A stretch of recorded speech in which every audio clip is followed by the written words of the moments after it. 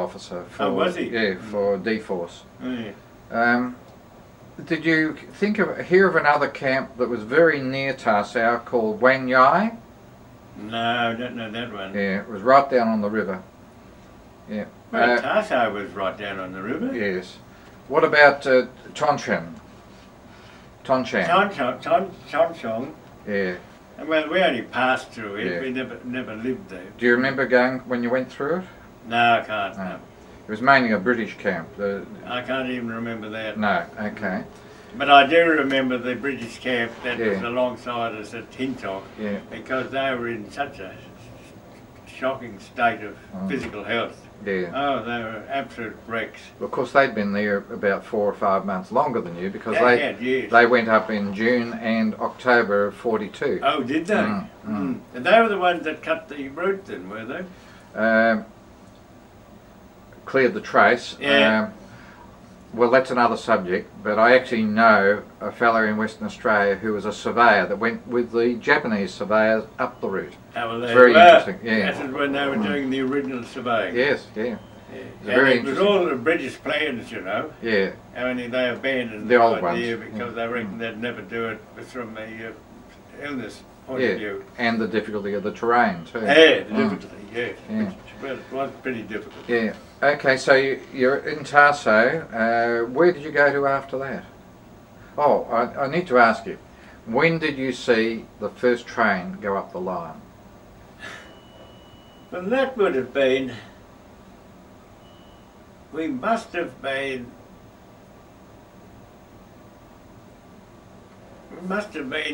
not long after the date in October when the line was opened. Yes, but there must have been And I'm trains. just wondering where I was then. I must have been somewhere.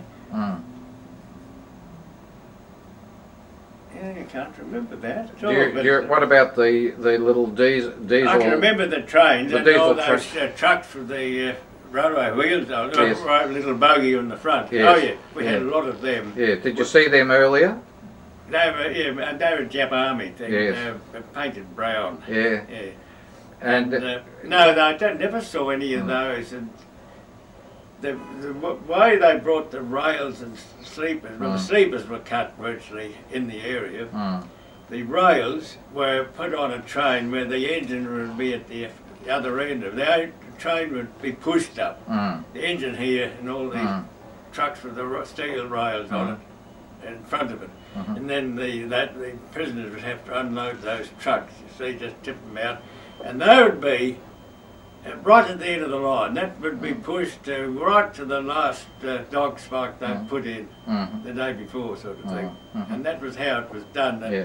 That was where I was, where we had to cut these sleepers. So the K-Pok ones, you held it as though it was very heavy. Yep.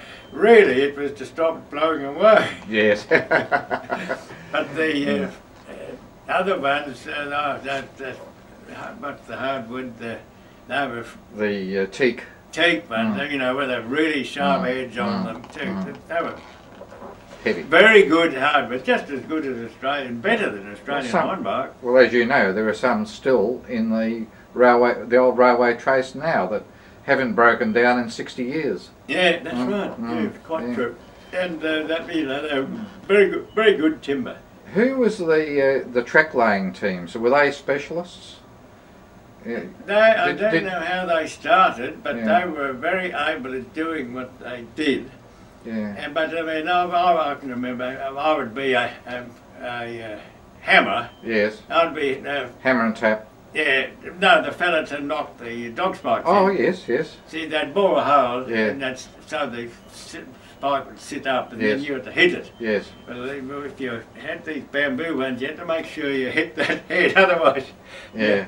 the hammer would go that far True. into the sleeper. And how did they fix the width of the Oh, rail? they just had the usual thing, like they do in railways everywhere. A measure. A measuring stick, but yeah. you know, thing with two Yeah. legs on it. Yeah. That's marvellous. Yeah, and it was metre Yes. gauge. Yes. Yeah. Now, from Tasau, where did you go? From Tasau, and we moved down to Tamuang. Okay. How did you go down there? Did you walk I or did think you we put on a went train? We probably walked that trip because it wasn't far. And that was where I got caught talking through the fence. Yes, See? yeah. It was one of our wooden water joeys outside, of course. It was quite legitimate. There was no stupid guard went and nabbed or two of them. They nabbed me, you see, and marched me off there to in front of the guardhouse, and then they reported they'd caught him talking through the ties or something like that. You see. And but that's what happened to me. It was rather surprising that they did have a respect for a good shooting. Now, Ewan Corlett was in Tamuang. Was he? Well, he of course was at the road camp the whole time I was there. Yeah, and he was also in the river. He was still down there. He was also in the river camp. Yeah. Oh yes, he would have been in the river camp. Yeah. Did you ever see barges of sick going down the river? Huh? Barges of sick POWs from much further up being taken down the river? No, I don't think so, because we never got the opportunity to look at the river much. Yeah. Yeah. What about, did you ever get into Chongkai? Oh, over the river? I mean, you know where it is, but were you ever in? No, I don't, never there. No. That was a British camp though, wasn't it? Well, it was basically, and it was a hospital camp ultimately. It was a British hospital camp, as far as I know. Just over the river, yes. And Weary Dunlop ended up there in 1944 as well. Yeah. What about Tamakan, right beside the bridge? Were you? Were you ever in that camp? We were in that camp too, but that would be at the same time as we were in that Kanchanaburi area. Yes, that would be Tamakan. But Tamuang, Tamuang, I think it was spelled. Yes, yeah. It was about 20 kilos down the line. Yes, from the bridge. Yeah, from the bridge. Yeah. And we were treated quite well there. Yeah. You did have a moat around it though, didn't you? Is there a moat? Around the camp. Yeah. Were there fences around? Well, it couldn't have been right around it because see, there was a well. The whole problem was we had a well outside the camp boundary. Yes. And prisoners had to go outside and organise getting the water into the camp. Yes. It was a well, see, and the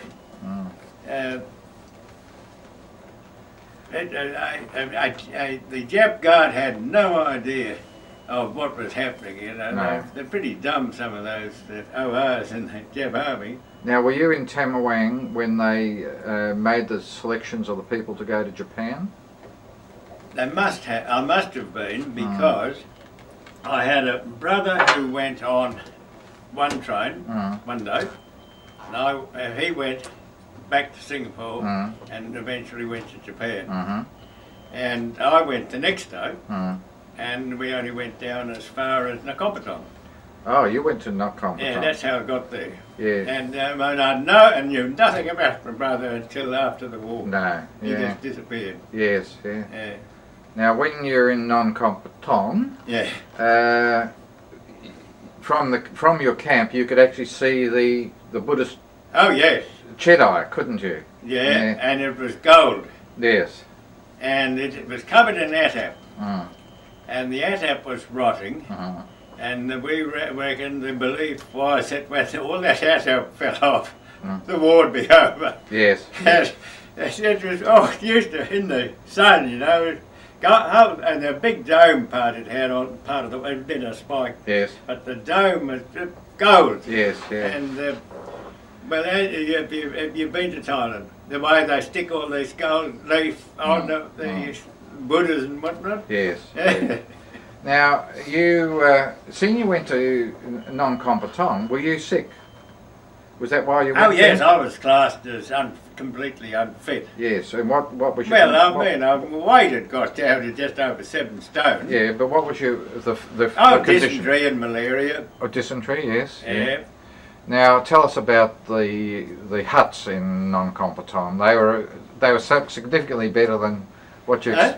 Tell us about the huts, the accommodation huts. Oh, they were beautiful sawn timber huts. Yes.